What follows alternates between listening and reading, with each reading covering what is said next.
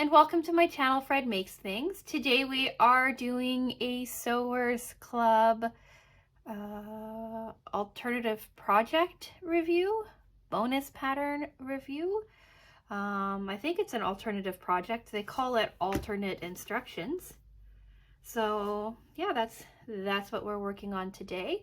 This is the alternate choice for last year's, like last October's Sewers Club subscription box. Last year I made this Black Cat Capers panel placemat and coasters. If you have been on my channel since then, you may have heard me refer to this as the worst project I've ever done in my life. It's super simple, but for some reason it gave me a really hard time. So what I'm going to do in this video is two things. I'm going to discuss the Black Cat Capers alternate instructions choice, which was a tote first. And I'm going to do that as I usually do it in 4 parts. Introduction,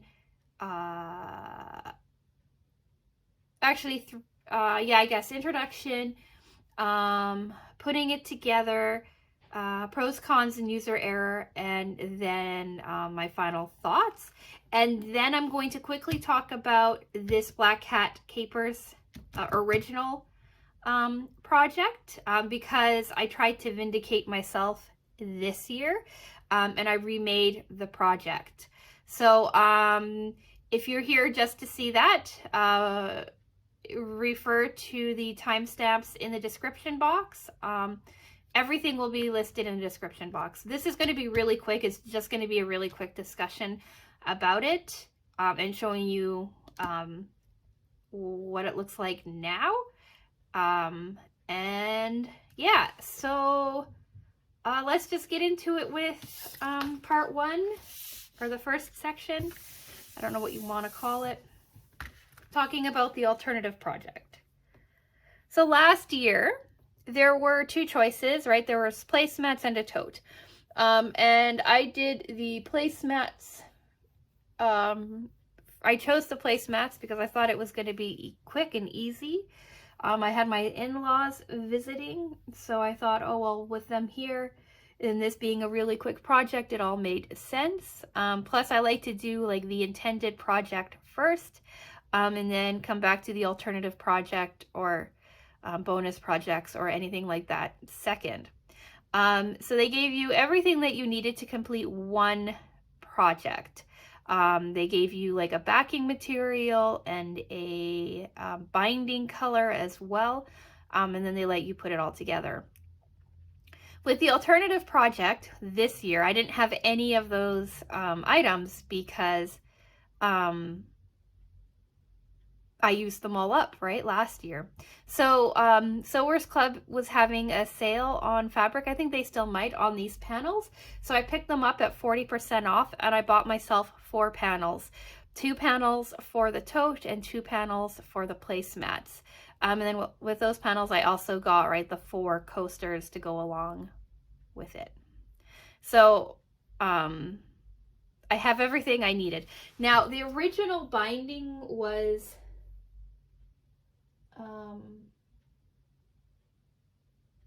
I'll just show you.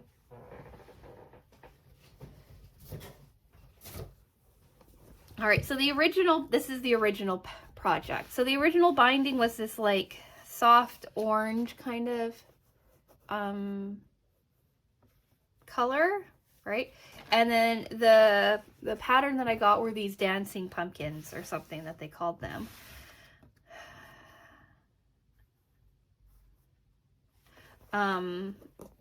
Yeah, so I didn't buy this orange paneling or this orange material. To be honest, I completely forgot about it. So instead what I did is I just bought like a bunch of this pumpkin this like dancing pumpkin material instead, so that my backing and stuff would look exactly the same. And like I have quite a bit of it left after doing the 2 projects. I think I ordered myself 2 meters of this fabric because it was on sale, but I don't quite remember. But this is, yeah, this is what I have left. Like enough for 2 more placemats at least if I wanted to. But anyway, so that's kind of where I started. And what I planned out in September when I ordered the material, or August when I ordered the material. I ordered the material quite a while ago. So, yeah, so then I had everything that I needed to put this back together, right? I had my own fusible, did I need fusible fleece? Yes, I had my own fusible fleece, right, that I pick up every time I'm in Joann and I see that it's on a really good price. So I had fusible fleece, I had the panels, and I had the coordinating backing material. So let's get into talking about assembling the project. So first things first, like what we always do is we cut everything out. Like I had just mentioned, I didn't have that like orange accent binding fabric because I didn't think about ordering it. So I just used the dancing pumpkins, or I don't think they're called dancing pumpkins, but my brain wants to call it that. So I used the fabric that I bought for my interior to also act as my accent pieces as well. So I only really have 2 colors or 2 types of fabric to work with. I have my panel pieces, right, which are the printed pumpkins and cats, the 2 like placemat pieces and the 2 like coasters, and then everything else is going to be in the pumpkin material. So they had me cut out my main panels, right, following the dimensions that were already basically pre-planned for them, pre-lined out. And then I had to cut my lining to those exact same dimensions as well. And then I also cut like what they considered accent pieces as well. And these were my handles and the bottom strip that connected my front panel from my back panel. So cutting was pretty quick. I did cut it with the other pattern as well, so I got myself a little bit confused, but I think in the end it worked itself out just fine. So then they had you launch right into fusing your fusible fleece, and the fusible fleece went onto all of my external pieces. So my 2 panel pieces, right, my printed pieces, my pumpkin pieces, they all sound the same. My exterior panel pieces. And to the accent strip that they had you cut out in your coordinating pattern, and this was going to be your bottom like join piece. It'll make sense, I think, in the photos what I'm talking about. So all of the stuff that needed to be fused was fused after that, and then they had me start working on all of like the additions or little pieces that belonged to that are added to the main body, so like the handles and the pockets. So handles were up first. They had you do this the standard Sewers Club way of folding your long piece of fabric in half to make it half the size it used to be. So like if your fabric was 14 by 17, or sorry, 4 by 17, they had you fold it in half so it became 2 by 17. Then they had you open that up, fold your raw edges into the center that you'd already creased there, folding everything together so that your finished piece would be like 1 inch by 17. Then they had you secure your folds, right, with a stitch along one side so that your handle became solid, and then a matching top stitch on the other side so that the 2 sides matched. If you hear squeaking, that is my foster cat, Susie. She is a very chatty girl, and we're heading into her dinner time, so she's just starting to become persistent. So any kind of squeaks that you hear is her letting me know her displeasure. But she also squeaks to let me know she's in the room. She squeaks to let me know she's walking by. She's just a very chatty girl. Anyway, so back to the project. Okay, so from making the handles, right, we set those aside, and then we moved on to the pockets.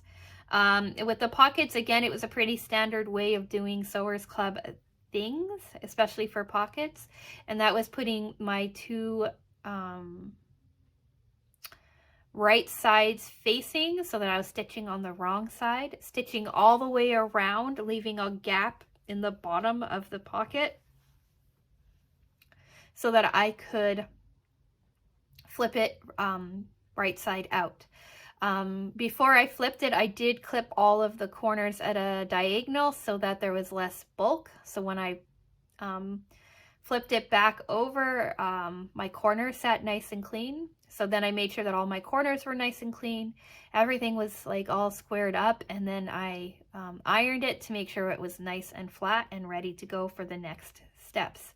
Then they had you set your pockets aside and start working on your exterior and interior body, putting that all together. So first we moved to the exterior body. And we basically sewed the accent strip that sits on the bottom of the bag onto both sides of the panel. So we picked one side of the panel, sewed the strip along the bottom, opened that up, then did the exact same thing on the other side so that both of your bottoms touched this new orange accent strip. And then they had you do that with your interior body as well. Now, if I had been thinking about it and reading ahead in the instructions, I wouldn't have even bothered to cut the panel pieces apart. I would have just had like one long interior piece of fabric, but I wasn't thinking, so that was a step I didn't need to do because I was using all of the same material. But anyway, so then they had you do that on the interior. Then it was time to attach your handles and your pockets. So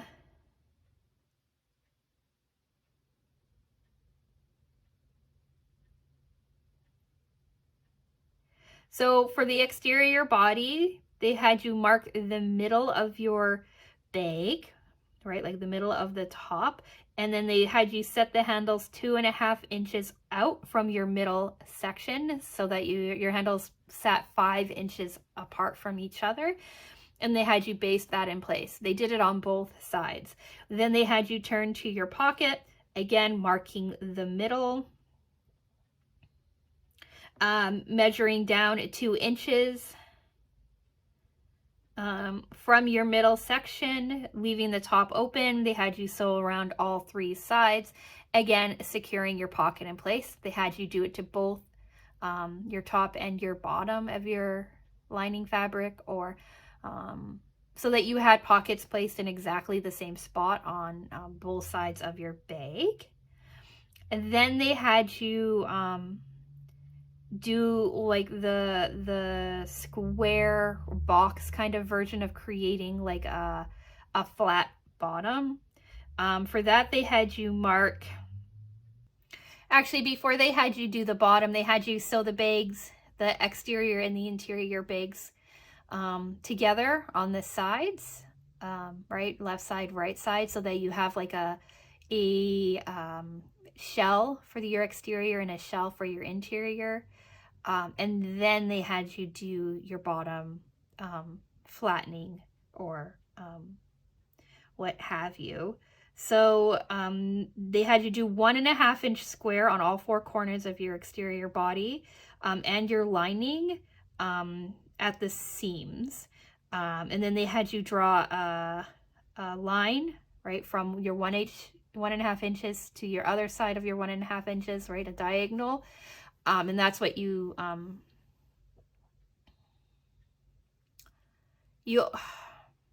sorry.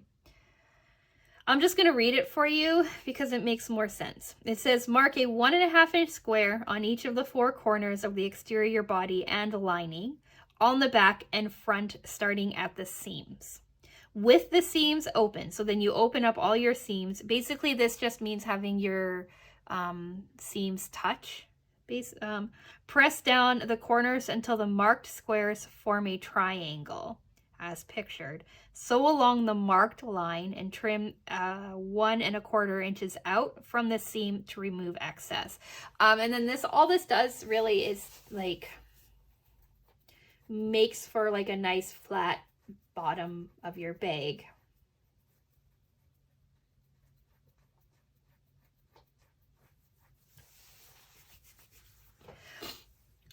From there, they had you insert your exterior body into your interior body, right sides facing, sewing around the top, making sure that your handles and stuff are pointing down, and leaving again like a 3-inch opening or so you can flip the bag around. Then they had you flip the bag around and do a top stitch around the entirety of the top, catching your 3-inch opening so that you sealed off your bag. I hope that kind of all made sense.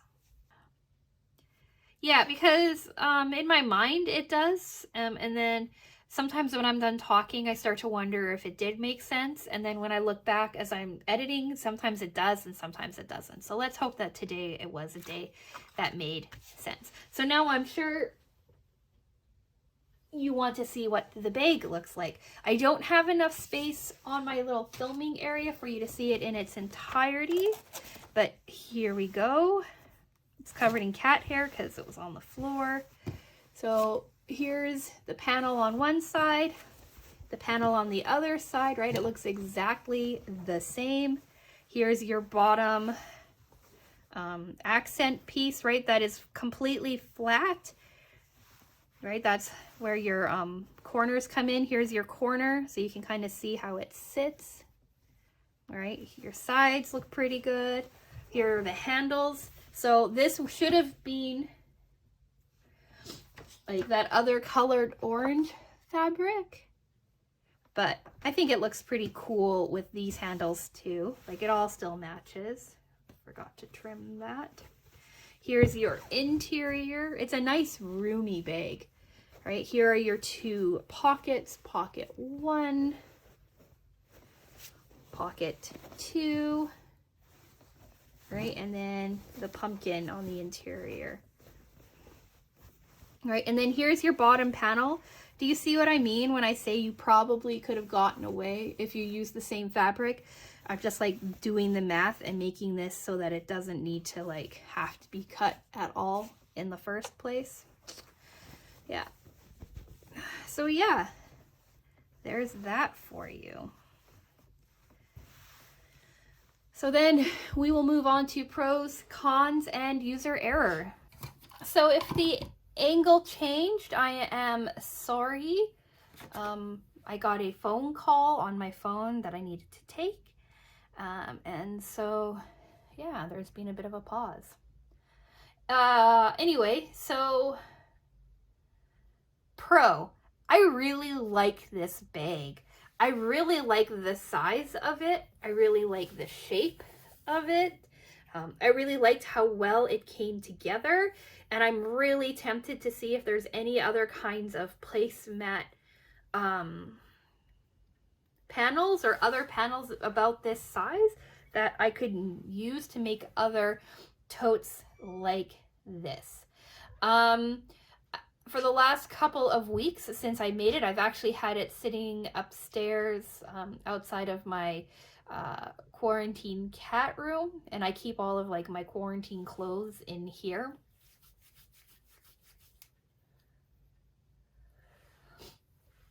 My other foster cat, she has something that, or she was exposed to something that could make my first foster cat sick. So we took every precaution necessary to make sure that there was no like cross contamination between the two cats. And this bag worked really, really well for it. It's also why my instruction sheets are kind of messed up. It's because I didn't realize they were in the bottom of the bag, and they got kind of beat up with the clothes that were constantly taken out of and put back into here. Anyway, the quarantine is now over. Everything is fine. Everybody's fine. All is well. It was just a precautionary measure. Anyway, so yeah, pros. Everything about this bag is great. Cons, I don't think there are any. Honestly. If I had made this last year first, I would have been so excited. And user error. Again, I don't think there is any because it was a really easy and simple project. So, yeah. That was quicker than I thought. But yeah, all pros, no cons, and surprisingly no user error. If there was user error, I have forgotten, and wasn't that big of a deal to begin with. The one thing that I might have changed is putting the two pockets together on one side, just so that I could maybe fit some bigger things into this like little section. Because like if I had two pockets, my phone could slide easier into there, and then I could use this as like a shopping bag, which would be really awesome. I still do. Like I carry, like when I first made it, I was carrying it around into Target and stuff. And it worked really well for that.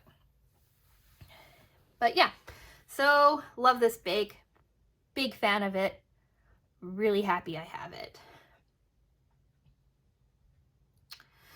Okay, so let's move on to this other part, the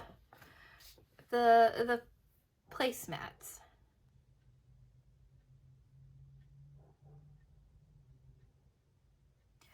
I don't know what it is about these placemats that give me such a hard time. I think it might be the quilting. I don't like quilting things. I really don't, and it just takes up so much time.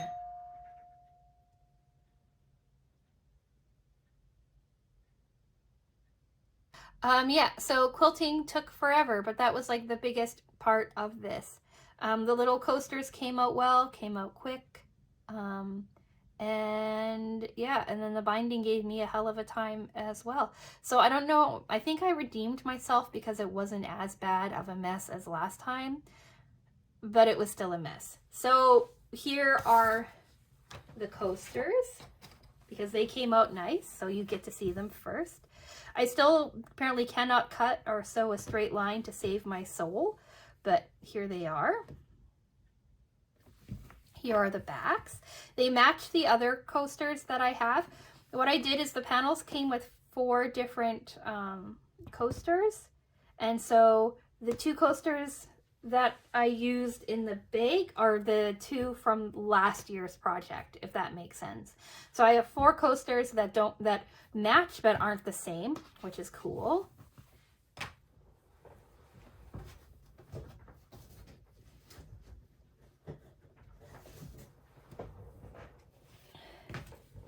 And then here are this year's placemats. Here's the top.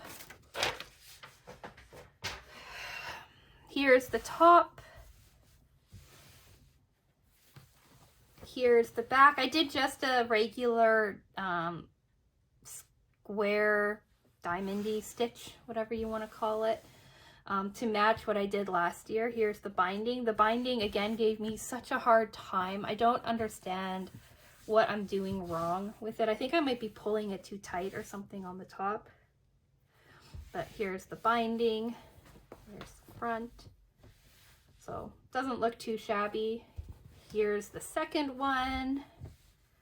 Right, I did a 2 double stitch around this one to secure all of the quilting because for some reason I didn't go all the way to the edge on this.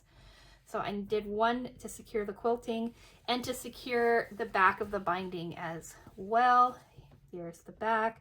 These ones are less of a square, a little bit more of a diamond. Again, I'm not sure how that happened. But on the plus side, the placemats are much closer in size to each other than the ones from last year were.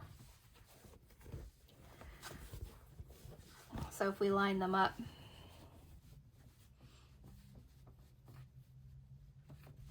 like that, you can see there's like a little bit of an issue, but not much. Closing off this binding was a lot easier this year than it was last year, and that's because on Instagram, I'll put the handle up and tag him in the description or in the, you know, I'll try to make it so you can get to that link. But she has like the person who I was watching has a trick for binding, and it made life so much easier. And basically what she did is she said, take an open piece of the binding that you're working with, and have it sit in the bottom section, or where your binding starts and stops, right? So leave like a 6-inch gap or so, have your open it binding there, and then have your, use that as like your guide. So like have your bottom,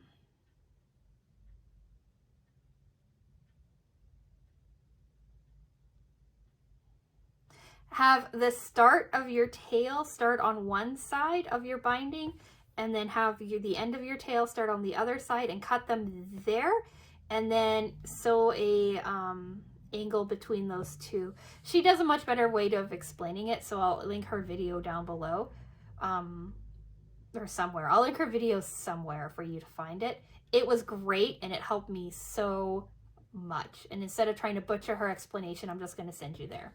So this was this year's, and then this was last year's. So the quilting ended up smaller on this than on this, and then the binding is a different color, but I think that they still work well together. I'll insert a picture for you to see them set up on my table together, like all of them, to see how well they worked out. But yeah, so I can say that I've gotten better at doing corners. Like these corners are a lot cleaner than these corners, and the back looks, on these, the back looks better to me. I don't know if you can tell the difference in the camera, but to me, I don't know, maybe it's the orange rather than the black, because I was running out of thread last year too. But you can see like where all my binding is messed up here. This was my like original join here, and it's just a mess. Whereas this year's join right here is beautiful. Like you can't even tell. So yeah, these are it. Do you think that I redeemed myself from last year? I think so. I still hate quilting with a passion, but I'm very happy. Like, look at how the size difference on these two are. Anyway,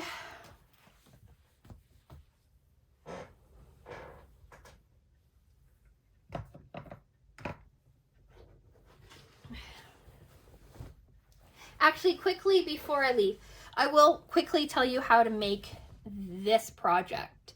Basically, you cut your panel and you cut your backing piece to the exact same size along with your fusible fleece. Maybe leaving a little bit of extra so that you can clean up all your edges and make them nice and rectangular at the end. So that's what I did. I cut everything, but I wasn't too concerned about making everything perfect because I squared everything afterwards. So you fuse your fusible fleece to your panel fabric just like before, and then you line up your backing fabric with your front fabric, all right, and you quilt them all together. Then you square it out. Then you just bind the placemat. Right, and you take your, for this one they had you take your 4-inch strip, fold it in half, and then sew your strip all the way around the outside, leaving a section in the bottom to close the binding nicely. Then you sewed your binding together nicely, and then you flipped it over, evened it out, and then sewed the back of your binding. Like, this doesn't have as much of a gap on this as these do. Like, this one seems like it has like a much larger piece, so I wonder if I cut them too wide. But anyway, yeah, and then you finish your binding off and you're done. Like, that is how quick this project should be. And yet last year's took me like 4 days to complete, and this year's it took me an evening or 2 evenings to complete because I needed to take a break from the quilting. Anyways, what do you think? Do you think I redeemed myself? Do you think that even though they're not exactly the same, that they still work together? Let me know. And then what do you think of this project? Are you in agreement with me that this is the better choice, or do you like the idea of the placemats? See, I don't use placemats very often. My dining room table is more often used for crafts than for eating, but I am hosting a Canada Thanksgiving dinner on the weekend. It's a week late, but that's just because my husband is traveling right now. So I will be hosting a Canada Thanksgiving meal, and I will be using these placemats and coasters because, again, we're pretty close to Halloween, so it all works out together in the long run, I think. But yeah, I'd be curious to hear what you have to say. Let me know all of your thoughts in the comments down below. Subscribe if you like. I've made a goal to reach 200 subscribers by the new year, and it's ambitious, but I'd like to see if I can make that happen. So yeah, subscribe, help me reach my goal if you like. And with all of that being said, I will say thank you so much for watching, and I will talk with you again soon. Bye!